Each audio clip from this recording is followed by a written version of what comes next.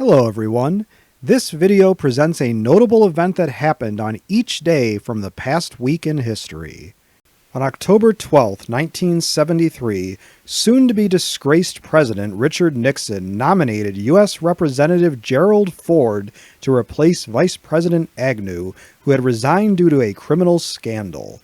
Ford became vice president without having run for that office, and in August of 1974 he ascended to the presidency, the only U.S. president not elected either president or vice president.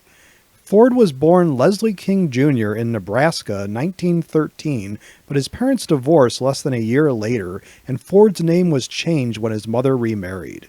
A graduate of the University of Michigan and Yale University, Ford served in Congress from 1949 to 1973. Ford inherited a failing economy and the legacy of Nixon's scandal and failed to get elected on his own merit in 1976. As a question for my students and subscribers, who is your favorite U.S. president?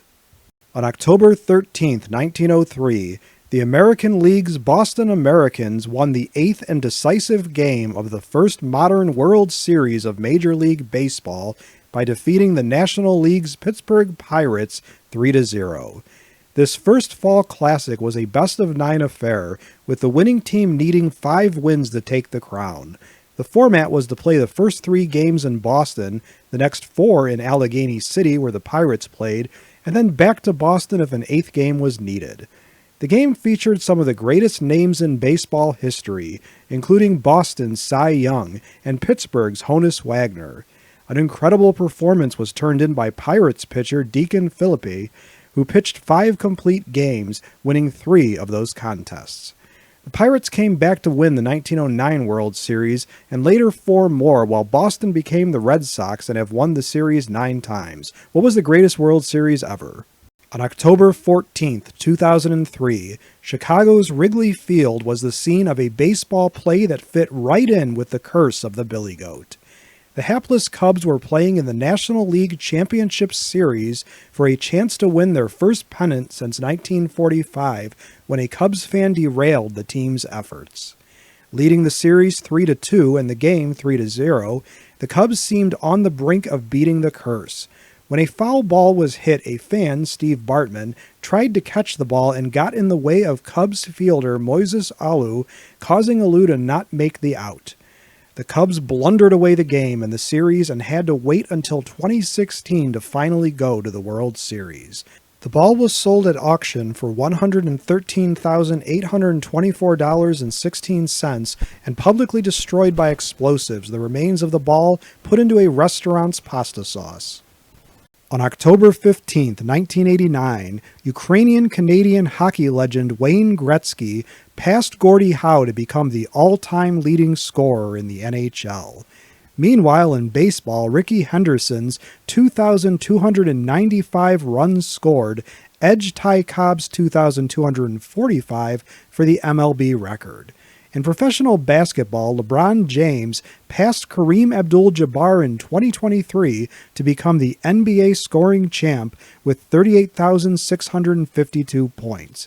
In college basketball, Pistol Pete Maravich narrowly remains the all-time scorer with 3,667 points, only 3 points ahead of Antoine Davis. In professional soccer, Cristiano Ronaldo is number 1 with 838 goals. As a question for my students and subscribers, who would you add to this list of all-time leading scorers?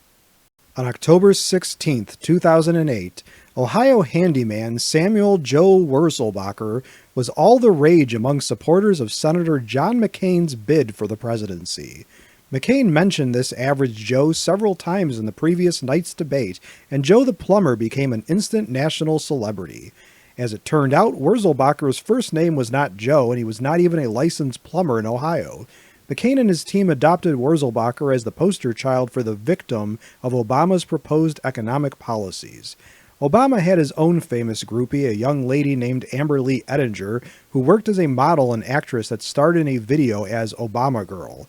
Ettinger also became an instant celebrity and the subject and star of many parody videos, TV pieces, and even made records.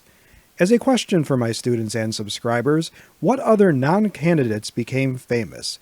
please let us know in the comments for this video. On October 17, 2018, the recreational use of marijuana was legalized in Canada. Call it cannabis, hemp, pot, weed, or whatever. For decades, the herb was illegal in most industrialized nations. Going back to 1378, the Emir in Arabia outlawed marijuana and its derivatives, and Napoleon did the same for the French in 1800.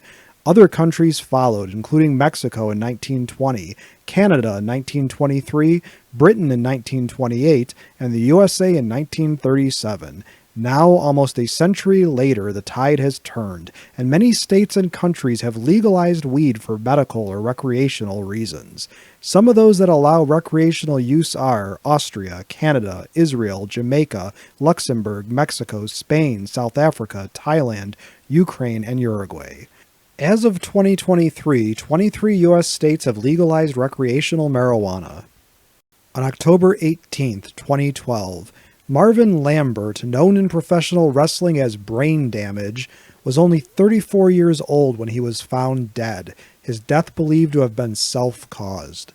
While his passing was of course tragic, his ring name remains quite memorable, as is the case with many pro wrestlers who have iconic professional names, and today we take a look at some of our favorites. Andre the Giant bore Andre Rene Roussimoff at 7 feet 4 inches and 520 pounds. He really lived up to his name by being simple, direct, and intimidating all at once. Bobo Brazil, born Houston Harris in the United States of America, not Brazil, his name came about as a typo of Boo Boo Brazil. Pork Chop Cash was born Bobby Cash, and Sputnik Monroe, born Roscoe Merrick, obviously had to change his name for wrestling. What is your favorite ring name for a professional wrestler? As a question for my students and subscribers, which event from this past week in history would you most like to learn more about? Please let me know in the comment section below this video. If you liked this video and would like to receive notification of new videos, please feel welcome to subscribe to History and Headlines and become one of our patrons. Your viewership is much appreciated. For image, audio, and other credits and attributions for components of the individual videos in this compilation, please see the descriptions of their respective videos, which are linked to in this video's description.